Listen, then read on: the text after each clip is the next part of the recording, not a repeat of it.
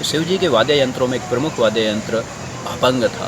भपंग को नाम और पहचान इस दौर में अलवर से मिली। ज़हुर खां मेवाती इसके सबसे बड़े फनकार थे।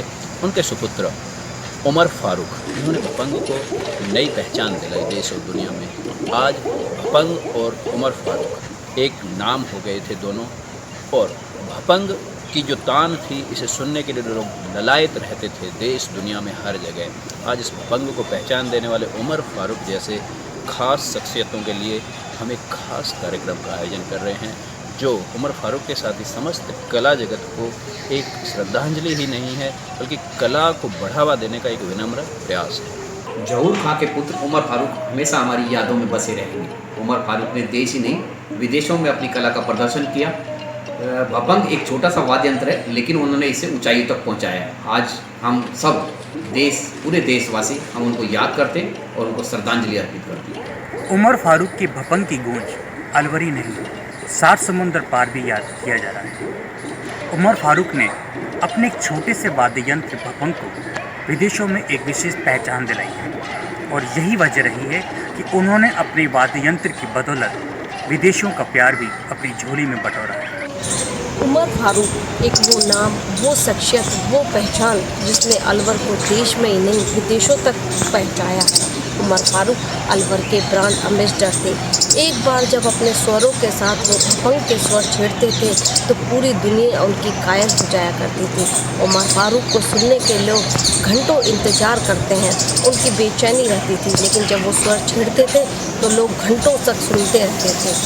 गूगल पर आप उमर फारूक लिखेंगे तो पूरी दुनिया के भपंग वादक के सर्वश्रेष्ठ कलाकार का नाम आपके सामने होगा। पिछले दिनों वो दुनिया छोड़कर चले गए, लेकिन भपंग की दुनिया को अलविदा नहीं कहकर गए।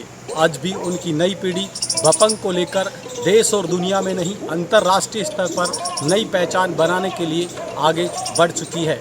ऐसे भपंग वादक उमर फारूक ने अलवर की धरती पर जन्म लिया और दुनिया में नाम रोशन किया। एक ऐसा वाद्य यंत्र भपंग, जिसको देखने भर से लगता है कि शायद ये बजता कैसे है, लेकिन उस वाद्य यंत्र के माध्यम से अलवर को एक विशेष पहचान देने वाले उमर फारूक की याद में आज पत्रिका की तरफ से एक विशेष कार्यक्रम किया जा रहा है। एक कार्यक्रम ही नहीं, उनको एक श्रद्धांजलि भी दी जा रही है, जिसके माध्यम से भपंग व अलवर की एक विशेष पहचान है। यही वो भपंग है जिसकी बदौलत उमर फारूक ने एक छोटे से गांव में जन्म लेने के बावजूद अपने नाम और अपनी शोहरत को 7 समुंदर पार तक पहुंचाया। ये वाद्य यंत्र बहुत छोटा सा है, लेकिन इस वाद्य यंत्र के बल पर ही आज उन्होंने शोहरत, नाम सब कुछ पाया।